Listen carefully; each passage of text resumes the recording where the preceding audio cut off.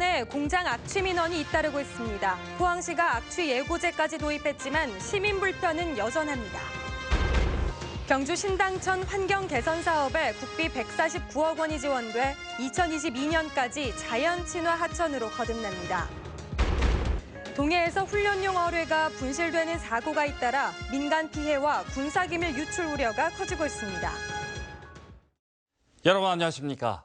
기온이 높아지면서 포항철강공단의 공장 악취 민원이 잇따르고 있습니다. 포항시가 악취 예고제까지 도입하고 관련 업체를 집중 관리하고 있지만 악취로 인한 시민 불편은 끊이지 않아 근본적인 대책이 시급합니다. 임재국 기자가 보도합니다. 포항시 오천읍 구획정리지구 인근의 한 마을입니다. 인근 포항공단의 공장에서 나오는 각종 악취로 고통을 겪고 있습니다. 비가 오려고 하거나 흐릴 때 유독 좀 냄새가 심한 편이고, 냄새는 이제 식사 후에는 좀 속이 울렁거릴 정도로 이렇게 심할 때는 그 정도 나는 편이에요. 특히 주민들은 인근 쓰레기 매립장과 비료 공장 등 악취 배출 시설에 대한 철저한 현장 관리를 촉구했습니다. 실제 현장에 나와 답사를 하고 또 여기에 대한 냄새 이제 여기 들으니까 냄새가 덜 나도록 하는 장치도 있다고 그러는데 그것도 관리를 한번 더 해보고 이래가지고 냄새가 안 나는 방법을 해야 안 되겠습니까? 이처럼 수년째 민원이 잇따르자 포항시가 포항공단 내 5개 업체를 악취 배출 시설로 지정했고 시설 개선 명령도 내렸습니다. 또 포항공단 곳곳에 감시 카메라를 설치해 유해 물질 배출을 관리하는 예보 시스템을 갖췄지만 악취 민원은 끊이지 않고 있습니다. 비료 생산 공장 중에 일부는 지금 시설 개선 중에 있고 일부는 지금 하절기 4월부터 가을철까지는 비료 생산을 중단을 하고 있습니다. 계절적인 특성상 여름철에 악취가 많이 발생하는 만큼 근본적인 대책과 함께 악취 배출 업체에 대한 행정 지도는 물론 저감 대책 기술 지원도 필요해 보입니다. MBC 뉴스 임재욱입니다. 정부의 하천 사업 공모에 경주시의 신당천 환경 개선 사업이 선정돼 149억 원의 국비를 지원받습니다. 이 형산강 프로젝트와 연계해 신당천의 생태공원과 수질 정화를 위한 습지도 조성돼 새로운 관광 명소로 기대됩니다. 김영일 기자가 보도합니다. 정부가 올해 실시한 하천 사업 공모에 경주시 신당천 하천 정비 사업이 선정됐습니다. 신라 천년의 숨결로 되살아나는 신당천이란 주제로 8.2km 구간에 대해 하천 정비 사업을 실시합니다. 국비와 지방비 등 298억 원이 투자돼 2022년까지 완공할 계획인데 하천과 주변 환경 개선에 시너지 효과를 기대하고 있습니다. 신당천 정비 사업은 생태계를 되살리는 자연 친화적인 하천 조성에 중점을 두고 있습니다. 물길을 따라 생태공원 2곳이 만들어지고 새천년 숲과 수질을 정화하는 생태습지, 그리고 생태경관 전망대까지 설치합니다. 특히 경주시, 포항시의 형산강 프로젝트와 연계해 하천 생태계를 주제로 한 새로운 관광 명소로 기대하고 있습니다. 개발을 인해서 주민들의 삶의 질이 나아지고 또 여러 가지 교량이라든지 치수 공간이 확보되어서 대단히 좋은 여건에서 생활할 수 있는 여건이 마련됐다 이렇게 생각합니다. 한편 정부의 2017년도 하천 사업 공모에는 경북 지역에서 신당천과 함께 호령의 회천, 문경 초곡천 등 3개 하천이 선정돼 총 718억 원의 국비를 지원받습니다. MBC 뉴스 김형일입니다. 경주에 폭염주의보가 내려진 가운데 경주시는 동국대 경주병원과 함께 오는 9월까지 폭염으로 인한 온열 질환 상시 감시 체계를 운영하기로 했습니다. 경주시는 주민들에게 고열과 현기증, 두통 등 폭염으로 인한 온열 질환에 대해 알리는 한편 동국대 병원과 함께 온열 질환자 발생 여부를 날마다 모니터링하는 감시 체계를 운영한다고 밝혔습니다.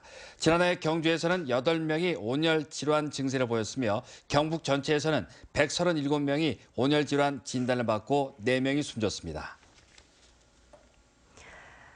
최신의 잠수함에 탑재될 훈련용 어뢰가 잇따라 분실되고 있습니다. 최근 영덕에서만 2차례 발견됐는데 민간 피해는 물론 북한으로 흘러가면 군사 기밀이 유출될 수도 있습니다. 김기영 기자가 취재했습니다. 토요일인 지난 27일 오전 4시 30분 영덕 축산항 앞 5.5km 지점에 설치한 정치망에 해군 시험용 어뢰가 걸렸습니다. 길이 7m, 무게 1.5톤으로 처음 발견했을 당시 선원들은 폭발 가능성 때문에 잔뜩 겁을 먹었습니다. 겁을 많이 내들 베트남 하더라고 외국 분들이. 그래가지고 우리도 뭐 사실 좀 겁났지 뭐. 물체가 쩌니까. 어떤 분은 뭐 또 왜 갖고 왔노 이러거나. 다행히 시험용 모의 의뢰로 밝혀졌지만 어민의 피해는 상당했습니다. 그물에 감긴 의뢰를 건져 올리면서 크레인이 고장났고 선박 스크루도 부서졌습니다. 선원 10여 명이 최소 20일 정도 일을 하지 못하는 것까지 감안하면 줄잡아 2천만 원의 손해가 나게 생겼습니다. 국방과학연구소는 어구 등 손실 보상 외에 발견에 따른 포상은 없다고 말했습니다. 이거는 국가의 재산이므로 거기에 대한 보상은 일체 없다. 단지 여기에 피해 받는 것만 나중에 연락을 하라 하고 거기에 명함만 주고 올라갔습니다. 2014년 9월에도 영덕 남쪽 장사 해수욕장에서 훈련용 어뢰가 민간인에 의해 발견되기도 했습니다. 잠수함 훈련에 사용하다 분실한 것인데 당국은 포상금이 지급된다는 사실을 숨겼다. 소송 끝에 어뢰과액의 10%인 3,272만 원을 발견자에게 지급하는 등 망신을 당했습니다. 분실 사실을 쉬쉬한 당국의 안이한 인식으로 자칫 군사 기밀이 유출되지 않을까 우려의 목소리가 높습니다. MBC 뉴스 김기영입니다. 통상 한여름에 발생하는 수족구병이 올해는 이른 더위 탓에 일찍부터 유행하기 시작해 어린이집이나 유치원 등에선 각별한 주의가 필요합니다. 질병관리본부는 지난 4월 마지막 주에 외래 환자 1,000명당 0.7명이던 수족구병 환자가 지난주에는 2.4명으로 3배 이상 증가했다고 밝혔습니다. 보건당국은 이 같은 추세라면 6월에는 수족구병이 본격적으로 유행할 수 있다며 평소 손 씻기 등 예방수칙을 철저히 지키고 수족구병에 걸린 아이는 일주일 정도 어린이집이나 유치원에 가는 걸 피해야 한다고 설명했습니다. 경북 동해안의 25개 해수욕장이 포항 영일대 해수욕장을 시작으로 점차적으로 개장합니다. 포항은 영일대 해수욕장이 가장 이른 다음 달 17일 개장하고 나머지 5개 해수욕장은 다음 달 24일 문을 엽니다.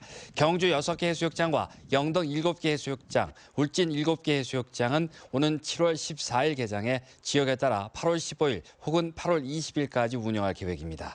특히 포항 지역 해수욕장은 올해 물품 사용료가 오르는데 파라솔 이용료의 경우 4시간 기준 5,000원에서 6,000원으로 평상 이용료는 시간당 5,000원에서 10,000원으로 인상되고 대신 바가지 요금은 포항시가 보상해 주기로 했습니다.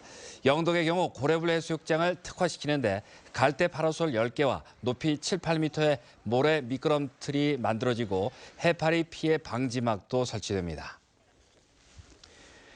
국립수산과학원은 해마다 양식장에 피해를 주는 유해성 적조생물인 코클로디니움이 햇빛이 없는 나쁜 환경에서도 생존하는 메커니즘을 세계 최초로 규명했다고 밝혔습니다. 이번 연구에선 코클로디니움이 빛이 성장하지 못할 때는 일시적으로 포자를 형성해 에너지를 축적하고 다시 빛이 공급되면 폭발적으로 발화해 12시간 안에 원상태로 복원하는 모습이 실험을 통해 확인됐습니다.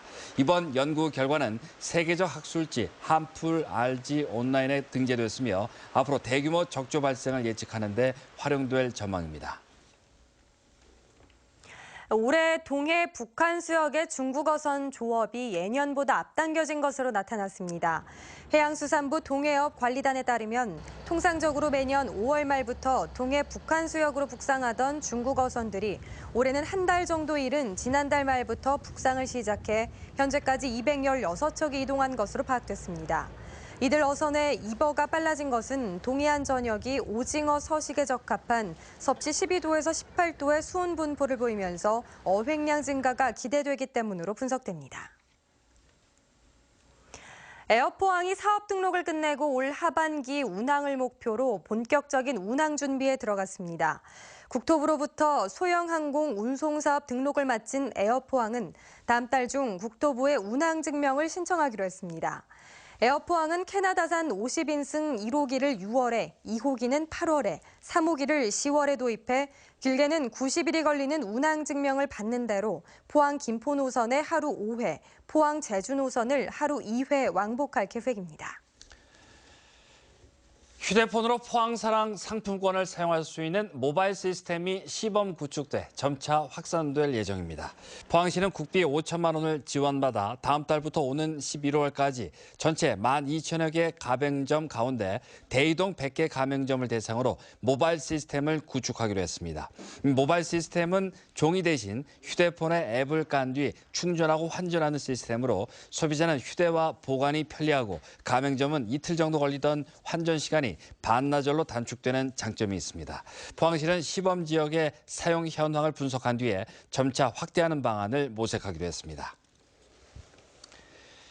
경상북도 관내 학원이나 과외 교습소에서 아동 학대 행위가 확인되면 앞으로는 학원 등록 자체가 말소됩니다. 경북교육청은 이 같은 내용의 학원 및 과외 교습 조례가 지난주 도의회를 통과해 곧 시행에 들어간다고 밝혔습니다. 현행 학원법도 아동 학대 행위를 경중에 따라 조치하고 있지만 이번 조례는 학대가 한 번만 적발돼도 학원 운영을 아예 할 수 없도록 행정처분 수위를 높였습니다. 고온 현상이 이어지고 있습니다. 폭염특보가 점차 확대되고 있는데요. 내일도 낮 기온 대부분 30도를 웃돌겠습니다. 송예림 기상캐스터입니다. 네, 아직 5월인데 벌써부터 볕이 매우 뜨겁습니다. 오늘 낮 최고 기온 33도 이상 치솟은 곳이 많았는데요. 내일도 무더위는 이어지겠습니다. 경북 동해안 지역의 낮 최고 기온 30도 안팎을 보이겠습니다. 계속해서 더위 조심하셔야겠습니다. 강한 햇살에 자외선 지수도 매우 높게 나타나고 있고요. 여기에 오존 농도도 전국의 나쁨 수준을 보이고 있습니다. 건강관리 잘 해주셔야겠습니다. 목요일에는 비가 내리면서 더위가 주춤하겠는데요. 비의 양이 많지는 않아서 가뭄 해결에 큰 도움이 되지 못하겠습니다. 자세한 지역별 날씨 알아보겠습니다. 내일도 대체로 맑겠습니다. 아침에 20도 안팎의 기온으로 출발하겠는데요. 울진 영덕 19도, 포항 23도, 경주 17도고요. 낮 최고 기온 경주 33도, 포항 30도입니다. 울릉도와 독도 지역은 구름이 끼겠습니다. 아침에는 울릉도가 21도, 독도 17도, 한낮에는 울릉도 26도, 독도 21도를 보이겠습니다. 동해상에 안개가 낀 가운데 하늘에는 구름이 많이 끼겠습니다. 바다의 물결은 동해 중부 해상에서 2m, 동해 남부 해상에서도 2m까지 일겠습니다. 목요일에 비가 내리면서 고온 현상은 해소되겠습니다. 날씨였습니다. 경상북도는 오늘 경주시 간포항광장에서 제22회 바다의 날 기념식을 갖고 유공자를 표창했습니다. 기념식 뒤 기관장들은 간포해역에 볼락지어 2만 마리를 방류했고 참석한 어업인들은 환경 정화 활동을 펼쳤습니다. 정부는 통일신라시대 장보고가 청해진을 설치한 날을 기념해 1996년 바다의 날을 법정기념일로 제정했습니다. 경상북도는 오늘 도청에서 4차 산업전략위원회 출범식을 가졌습니다. 도지사와 포스텍 총장, 주식회사 나노 대표를 공동위원장으로 각계각층 전문가 63명으로 구성된 전략위원회는 제조업과 바이오 헬스, 첨단 신소재 등 6개 분야로 나누어 본격적인 활동에 나섰습니다. 특히 산학연 20개 기관이 양해각서를 체결하고 효율성이 높은 공장 만들기와 인공지능 기술화 등 5개 과제의 협력 모델을 만들기로 했습니다. 포항 지역 서점인 학원사 이정일 대표가 오늘 유아와 어린이 도서 17,000여 권을 포항시립도서관에 기증했습니다. 포항시립도서관은 작은 도서관과 어린이집, 아동센터 등지에 책을 배부하기로 했습니다. 책을 기증한 이정일 대표는 1965년부터 학원사를 운영하면서 지역민의 사랑을 받았다며 독서문화 활성화를 위해 기증을 결심했다고 밝혔습니다. 포항시와 바르게 살기 운동 포항시 협의회는 오늘 포항 문예회관에서 제10회 모범가정 시상식을 가졌습니다. 오늘 행사에선 포항시 연이읍 김미애 가정 등 13개 모범가정에 대해 표창을 수여하고 격려했습니다. 모범가정은 부모를 모시면서 3대가 같이 살고 이웃들에게 헌신하고 봉사하는 가정을 대상으로 선정됩니다. 기업하기 좋은 환경을 만들기 위해 도내 23개 시군 80여 명의 공무원들이 오늘 도청에 모여 대한상공회의소 박광열 연구원으로부터 기업 규제 개선 방안을 듣고 논의했습니다. 대한상공회의소는 2014년부터 전국 228개 시군구의 기업에 대한 규제 실태를 자체 평가한 전국 규제 지도를 작성해 기업들에게 제공하고 있습니다. 도내 지자체들은 지난해 평가에서 다소 부진한 것으로 나타난 경제활동 친화성과 기업 체감도 분야의 개선 방안에 대해 집중 논의했습니다. 베트남 하노이에 위치한 비에떡 고등학교 학생과 교사 50여 명이 오늘부터 사흘간 포항 중앙교등학교를 방문해 서로의 문화를 체험하는 시간을 가집니다. 학생들은 오늘 환영 행사와 수업 참관에 이어 내일은 포항 호미곶과 경주 불국사 석굴암 등을 둘러보게 됩니다. 특히 베트남 학생들은 사흘 동안 중앙고 재학생들의 가정집에 머물면서 서로의 문화를 이해하는 소중한 시간을 가질 예정입니다.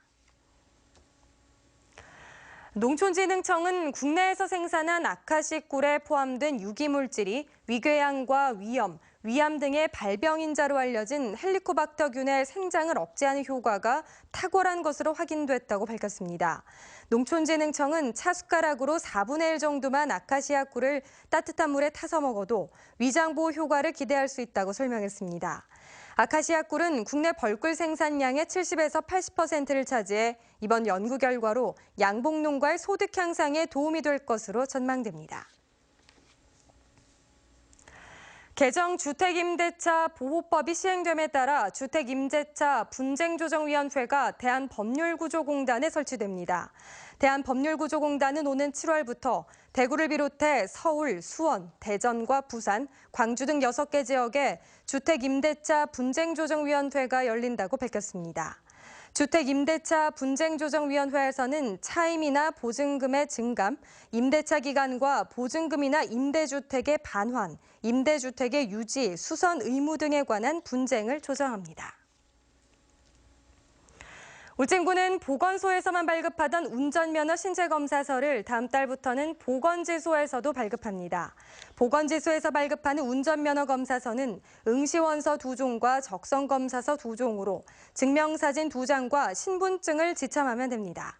이를 위해 울진군은 보건지소에 적성검사 장비를 설치하고 담당자 교육을 마쳤습니다.